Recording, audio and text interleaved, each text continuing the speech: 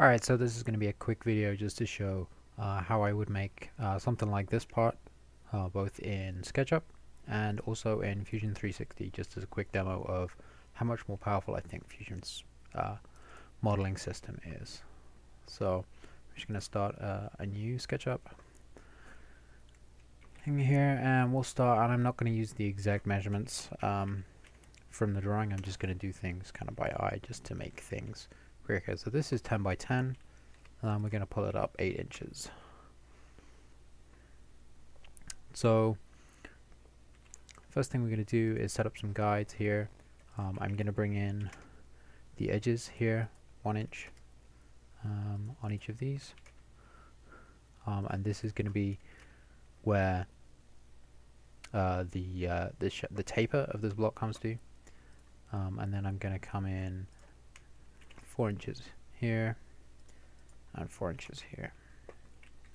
First thing we're going to do is the cruciform part of the recess on the top, which I'm just going to make 10 inches by 2 inches for each of these, and then I am going to make the extra section 1 inch outside of that, which is going to make it 4 inches square. Take the eraser, knock out all of these extra lines in here that we don't need anymore.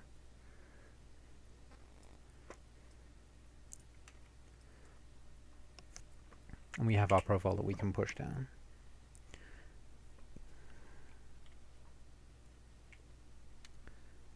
Now, what I am going to do is, there's a number of ways that we could do this tapering here. First thing we could do is push these through here this way, but that becomes a little more difficult for working on the second side. I mean, here we can do this other straight edge fairly easily straight across, but now if I want to do this part to here, SketchUp is not going to allow me to push this in past here because this line isn't vertical on the edge here. It's not going to allow me to push this face through along in this direction. So that makes life a little more difficult than it needs to be.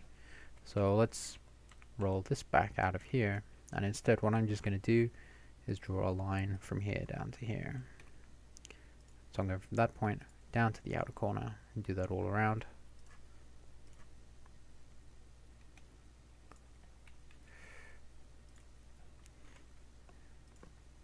And do a rectangle on the top. Now I'm just going to erase these outer parts here, and that'll leave us with the internal block.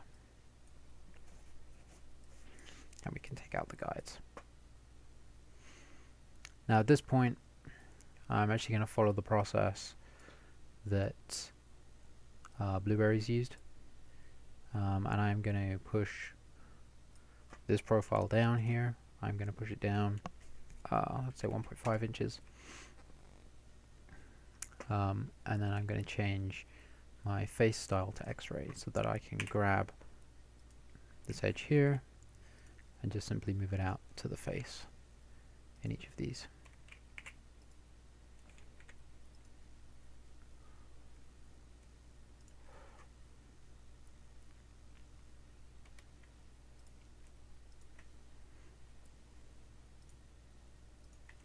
And then we can erase these top edges, and we're left with a proper cut through the way that we wanted it to be.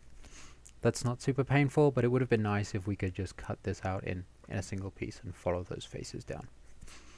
Okay, now where SketchUp starts making life a little more difficult for us, if I drop out of X-ray mode, is to do the chamfer on the corner here. So let's say I want to push in a 1/4 inch on both sides, and I'll just draw a line across here, or I could do an arc here if I want to do a 1/4 circle and fillet this edge, but we're just going to do a chamfer here. What I would like to do ideally is use the follow me tool to take this face. Right, get the follow me tool. I'd like to take that down this edge here, which can be used for, very nicely doing chamfers around edges and this kind of thing. But in the case that we want here, and we just want to do this one corner, because it's not parallel, or because it's not perpendicular, excuse me, sorry, you can see that SketchUp only wants the face to be perpendicular to the path it's going to push along. So this is no good for us. So actually what we're going to do is the same thing that Blueberries did, which is just push this down to the base.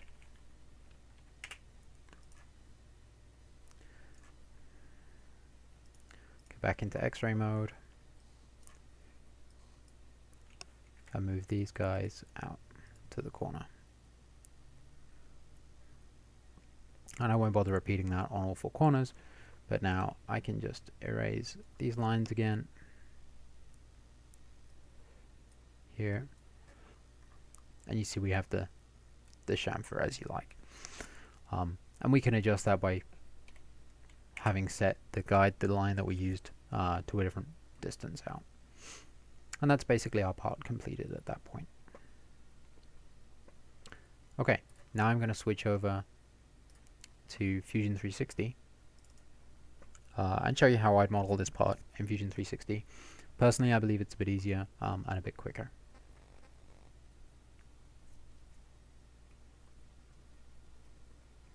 So the first thing I'm going to do is start a new sketch on this base plane. I'm going to draw a rectangle. See if I can. This model is actually going to be in millimeters, so never mind. But I'm going to do this 100 millimeters by 100 millimeters. And if I wanted, I could constrain this so that it's parametric. So I can put a dimension on here and set it to like 150 or whatever. But we're just going to leave this as 100 millimeters, and I'm not going to constrain this at all.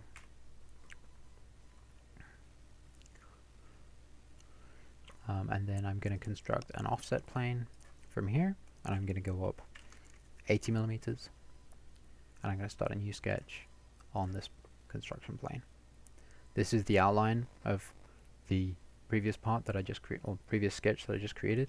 So now I'm going to create another rectangle here using the snap to grid, which I find very helpful, and that's going to be 80 millimeters square. So you see we have our top and bottom faces very quickly. And that's sketch 1 and sketch 2. I'm going to select both of those, and I'm going to create a loft between them, and that gives me my tapered shape. Now I'm going to start a new sketch on this face for the recessed part. I'm going to create sketch here, and I'm going to just go very quickly straight across the top for those two parts and this part here. And I'm going to select all of these faces. It's probably a quicker way to select these faces.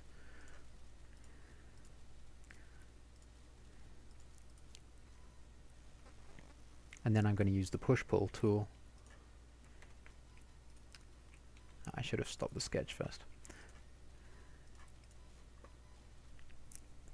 Okay, I'm going to take the push-pull tool, or press-pull tool. I'm going to select my faces.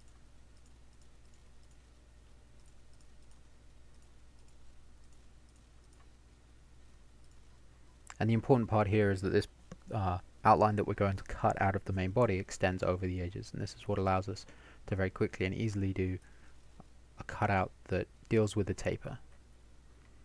And you can set this parametrically here. You can even taper this cut if you want.